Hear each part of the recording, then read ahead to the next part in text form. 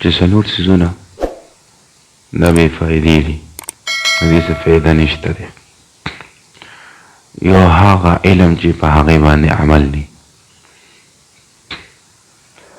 څنګه حدیث مبارک کې راځي که نه چې دا علم به یا ستا دپاره حجت شي، ستا دپاره به دلیل شي.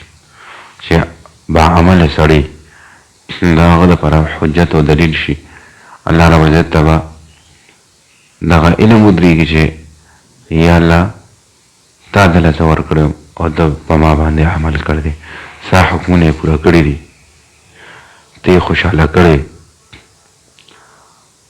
او یا به په تا باندې دلیل شي، په تا باندې به حجت شي. څنګه به حجت شي؟ دغه علم به الله رب العزت ته ودرېږي، یا الله ستا د هر حکم نه خبر و، هر حکم ورته معلوم و، خو باوجود د هغې نه په یو حکم ستا په یو حکم باندې عمل نه دی کړی، نو دا به ستا خلاف حجت شي، ستا د خلاف به دلیل شي. عثمان رضی الله عنه هم فرمایي چې هغه علم چې په هغې باندې عمل ني دا بېکاره دی.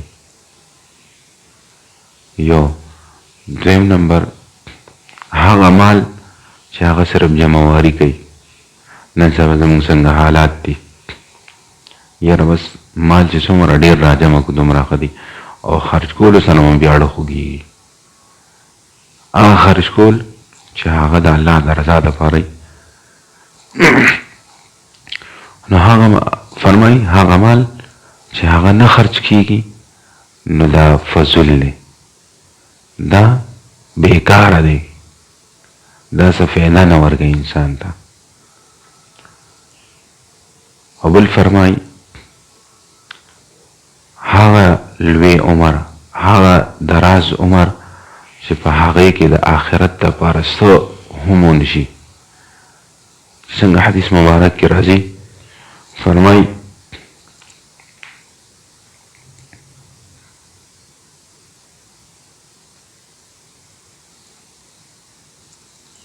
حدیث مبارک کې راځي فرمایي چې د قیامت په ورځ به الله رب العزت د 5 سوالونو پوښتنه کوي.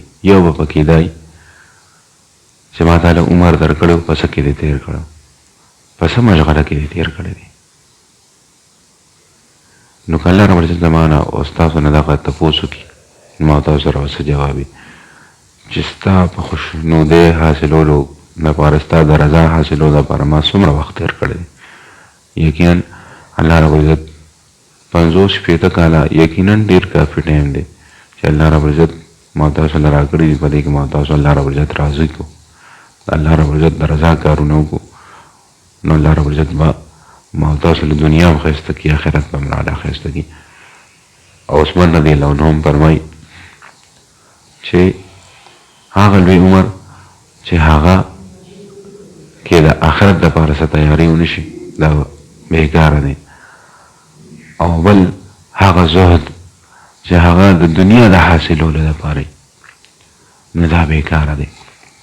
هغه زهد تقوا پرهیزګاري چې هغه د دنیا د حاصلولو دپاره د خلکو مخکې ځان پرهیزګاره تقوادار جوړ کړي چې یاره دا خلک وچي او بیا په دنیا راغونډوي، نو دا زهد او دا تقوا چې کوم دی دا بېکاره ده. په ځای کې فرمایي چې دا دنیا ترکولو والا د الله تعالی او د ګناه پرېښودو والا، ګناه ترکولو والا د فرشتو او تمه پرېښودو والا دا د مسلمانانو محبوب کسانی، محبوب خلک یې دغه دي. نو چې ما او تاسو هم د هغې دغه اقوال خپل کړو او په خپله زندګۍ کې راولو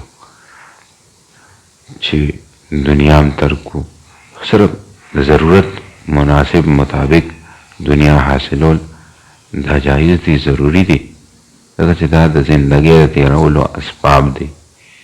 یو بل ګناه چې ما تاسو د فرشتو محبوب ترین خلک تمه پرېږدو چې د مسلمانانو د خپلو چارچاپېره خلکو محبوب ترین خلک جوړ شي.